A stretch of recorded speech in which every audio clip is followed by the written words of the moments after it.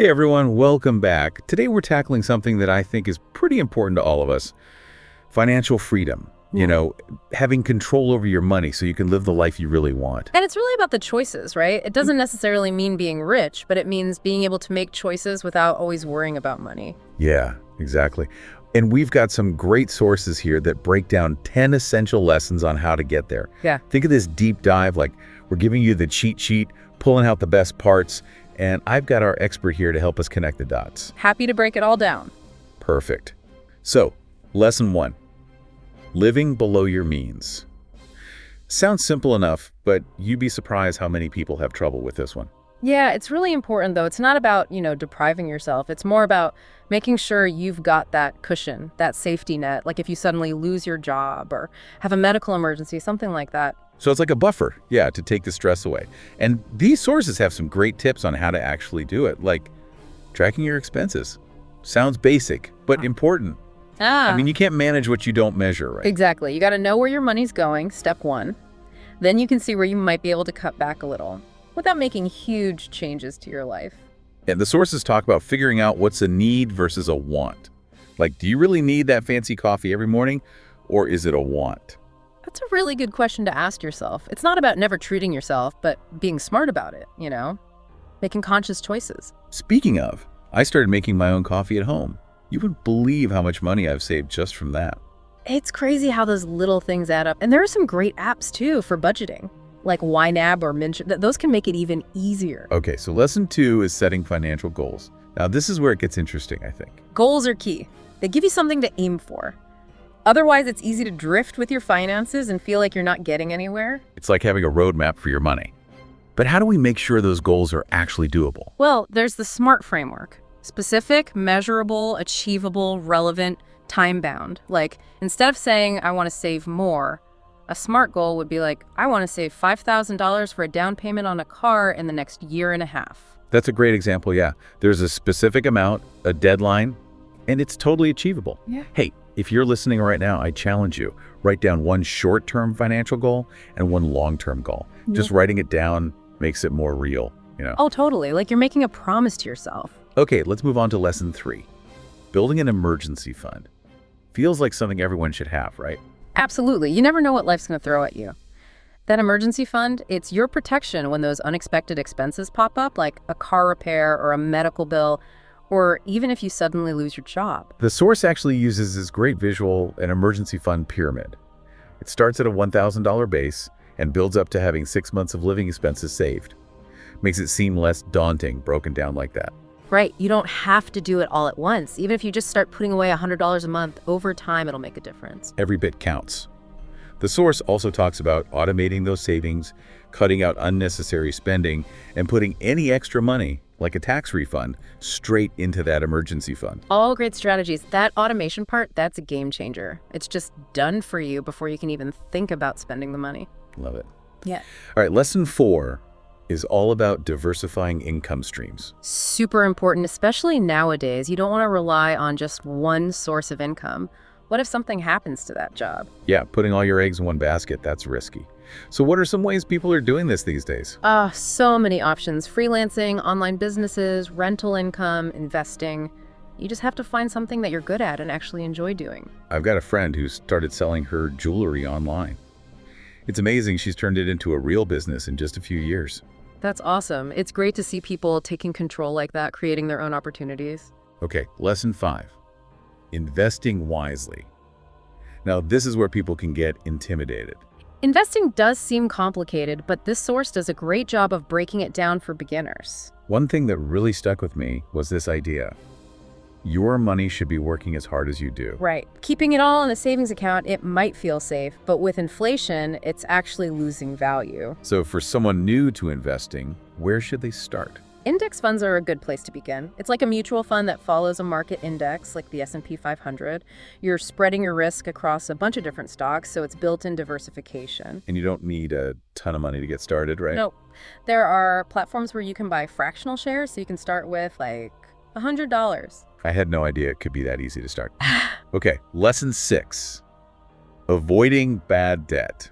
Something we've probably all dealt with at some point. We all make mistakes. It's about learning from them. This source explains the difference between good debt and bad debt. Good debt, like a mortgage or student loans for a degree that'll help you earn more, those can be okay. Right, but bad debt, that's the stuff that can really drag you down, like high-interest credit cards or those payday loans. Exactly. I remember after college, I got into so much credit card debt just trying to keep up with everyone. It took me years to pay it off. So stressful. It's easy to overspend and end up with all that high-interest debt, but there are ways to get out of it and stay out of it. Yeah, this source talks about the snowball method and the avalanche method for paying down debt. Can you quickly explain those for our listeners? Sure. The snowball method, you focus on paying off your smallest debts first, no matter the interest rate. It gives you a sense of progress as you knock them out. The avalanche method, you go for the highest interest rates first, which can save you money in the long run. And then there are things like balance transfers. To try and get a lower interest rate, maybe consolidate your debt? Yeah, it's about finding what works for you. Okay, lesson 7. The power of compound interest. This one's pretty mind-blowing. It's like magic, right? You earn interest on your interest.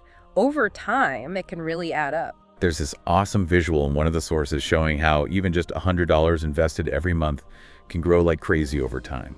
Shows you that time is your friend when it comes to investing. It's incredible. The sooner you start, even if it's with small amounts, the better. Like a snowball rolling down a hill. Starts small, but it just keeps getting bigger. I love that analogy. Okay, on to lesson 8. Financial literacy. Knowledge is power, right? Especially when it comes to your money. Totally. Financial literacy means understanding how money works. Then you can make smarter choices and take charge of your finances. So this source points out some key areas: budgeting, taxes, your credit score, and investing. It can seem overwhelming, but you don't have to become a financial guru overnight. Nope, it's a process. And there are tons of resources out there to help you learn. Free articles online, podcasts, books at the library. Even just spending a little time each week can make a difference. You know, it's funny. I used to be so intimidated by all this personal finance stuff.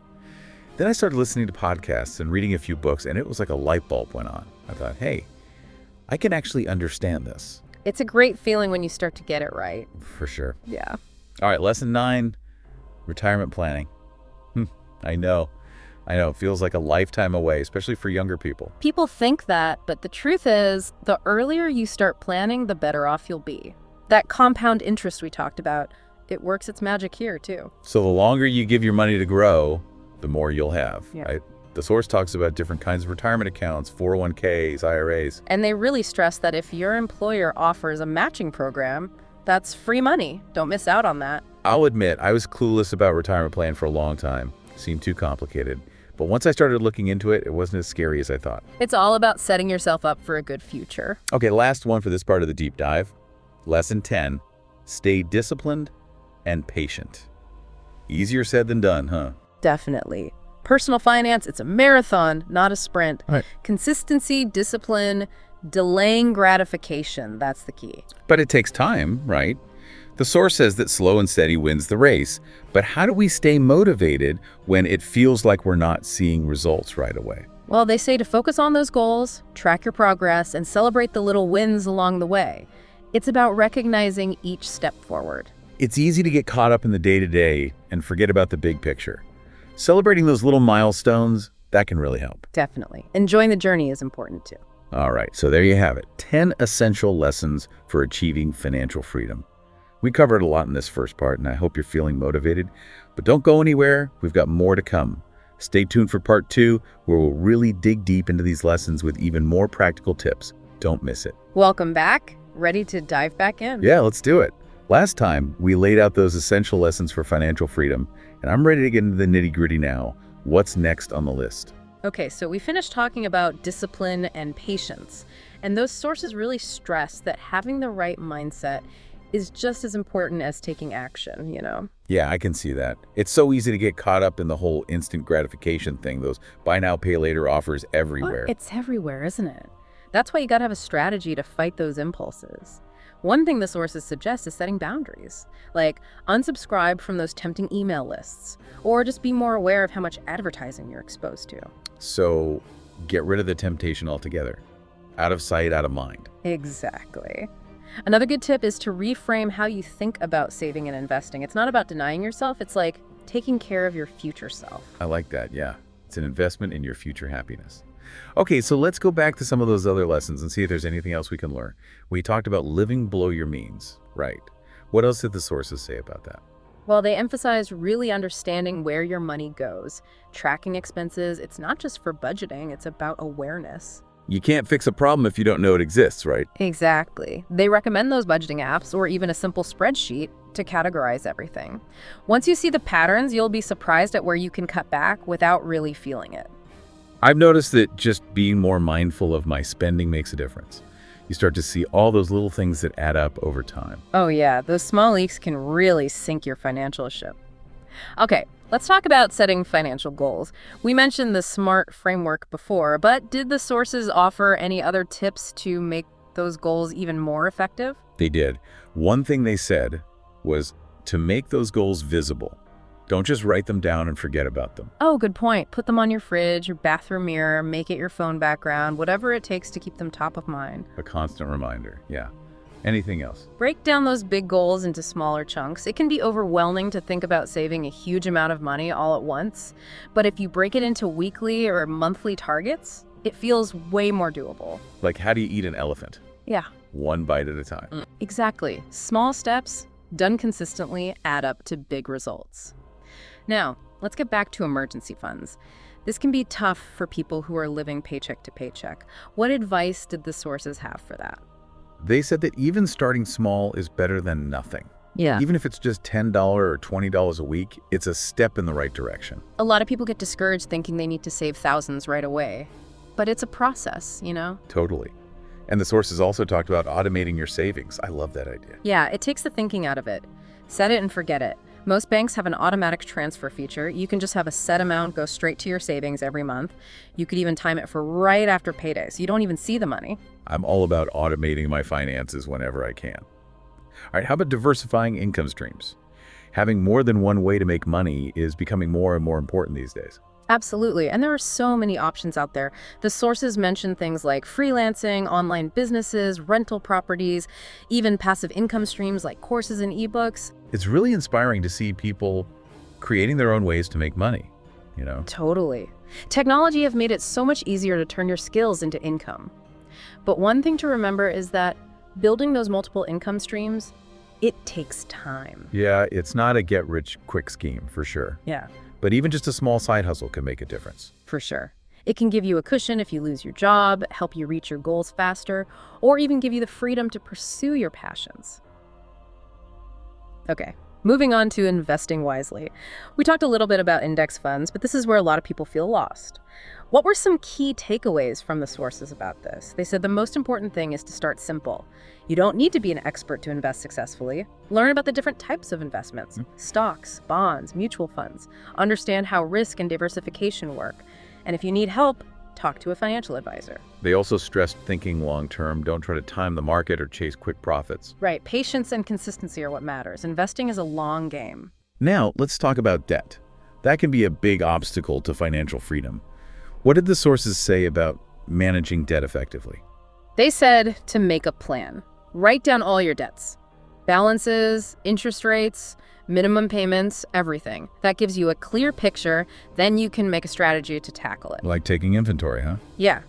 Once you have all the information, you can look at different payoff strategies like the snowball or avalanche methods we discussed before. And get creative. See if you can lower your interest rates by consolidating or even negotiating with your creditors. And remember, even small extra payments can make a difference over time. Absolutely. Every bit helps. And the ultimate goal is to be debt-free, not just comfortable with your debt. Ready to jump back into the world of compound interest? Always. It still amazes me how much of an impact it can have. The sources really hammered home that point. The earlier you start investing, the better, because that gives your money more time to grow. Even small, consistent contributions can build up a lot of wealth over time. And they suggested reinvesting your earnings to get even more out of that compounding effect. Like a snowball, right? Exactly. Okay, how about financial literacy? Why do the sources think this is so important for achieving financial freedom? Well, knowledge is power, right? The more you understand about money, the better choices you'll make. Exactly. They recommend a ton of different resources to learn more. Books, podcasts, websites, even financial advisors. There's so much information available these days, a lot of it for free too. It's a lifelong process, really. Things are always changing, so you got to stay up to date. Keep learning, ask questions, challenge what you think you know. All right, let's talk retirement planning. I know it can feel overwhelming, especially for younger people. It does seem far off, yeah. But those sources, they couldn't stress enough how important it is to start planning early. The sooner the better, because that gives your money more time to grow. It's that compound interest again. They recommend checking out different retirement savings options like 401ks, IRAs, Roth IRAs. Don't forget about employer matching programs either. If your company offers it, take advantage. It's basically free money. And the sources also point out that retirement planning isn't just a one-time thing. You got to adjust your plan as your life changes and your goals change, right? Exactly. Okay, before we wrap up this part of the deep dive, let's revisit discipline and patience. Super important for achieving financial freedom, but tough to master. Especially with all the instant gratification around us. What did the sources have to say about building those qualities?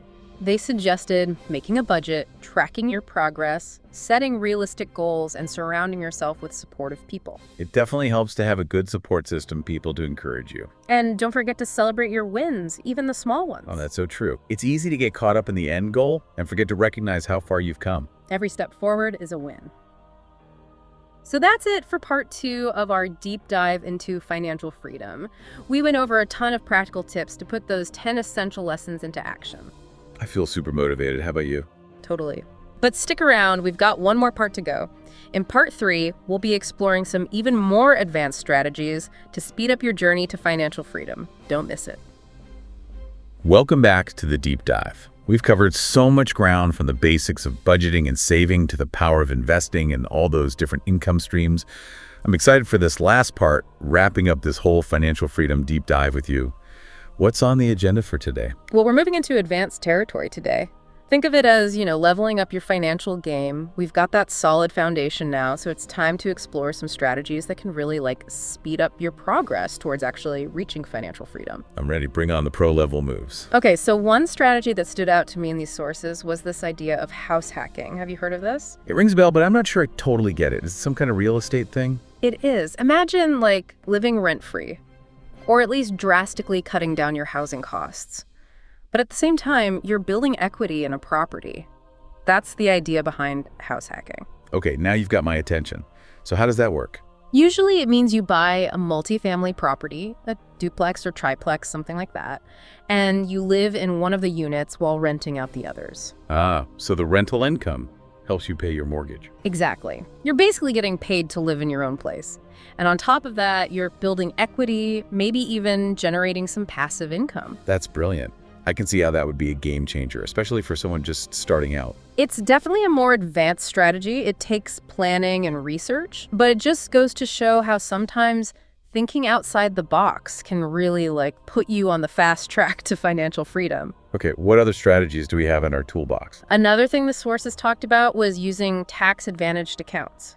We already touched on retirement accounts, but there are others, like 529 plans for education savings and health savings accounts, or HSAs. Those can really help you save on taxes. I know a little about 529s, but HSAs, not so much. Can you explain those a bit more? Sure. So HSAs are for people who have high deductible health insurance plans. Basically, you put money in pre-tax to cover qualified medical expenses.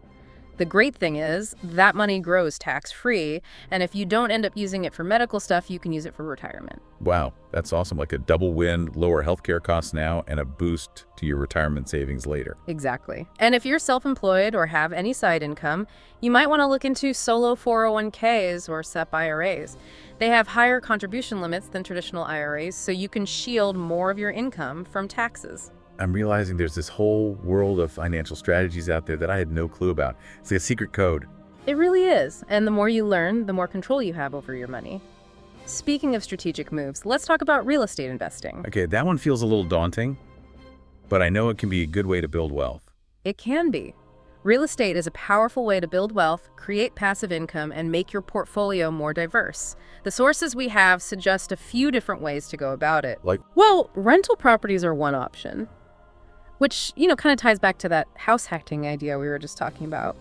But you could also try flipping houses for profit or investing in REITs, which are real estate investment trusts. REITs, I've heard of those, but I don't really know how they work. Basically, they're companies that own or finance properties that generate income. You can invest in them just like you'd invest in stocks. So it's like getting into the real estate market without actually having to buy and manage property yourself. Exactly. And nowadays, there are even these crowdfunding platforms where you can invest in big real estate projects with smaller amounts of money. So many options. Seems like the key is to do your homework and find the approach that fits your goals and your risk tolerance. Totally. Just like any investment, real estate comes with risks. It's super important to educate yourself, analyze potential deals carefully, and maybe even talk to experienced investors or professionals. Okay, we've learned about a lot of advanced strategies today. Any last bits of wisdom for our listeners? You know, one more thing the sources emphasized, and this applies to all of personal finance really, is the power of negotiation. Negotiation. I don't know how good I am at that. It's a skill you can learn, and it can make a huge difference. Think about it. Negotiating a higher salary, negotiating lower interest rates on your debt, getting better deals on things you buy. Yeah, I guess you're right. It just always felt kind of intimidating. I know what you mean. But the key is to be prepared, be confident, and don't give up easily. Do your research, know what you're worth, and don't be afraid to walk away if you're not getting a fair deal. I like that advice. Makes you feel more empowered. It really is empowering. And the worst that can happen is they say no. You haven't lost anything by asking. You've totally changed how I think about negotiation. I'm going to start practicing right away. That's the spirit. Well, that brings us to the end of our financial freedom deep dive. I don't know about you, but I'm feeling really inspired. Yeah. Like I can actually take control of my money and create the life I want. Me too. We've covered a lot, from the fundamentals to some pretty advanced strategies. Remember, financial freedom, it's a journey, not a destination. It's about making smart choices, building good habits, and always moving towards your goals. And never stop learning. Tell your friends and family about this deep dive, keep researching, and find people who are on the same journey as you. Great idea. We're all in this together. Let's support each other, celebrate our successes, and keep learning and growing. Well said.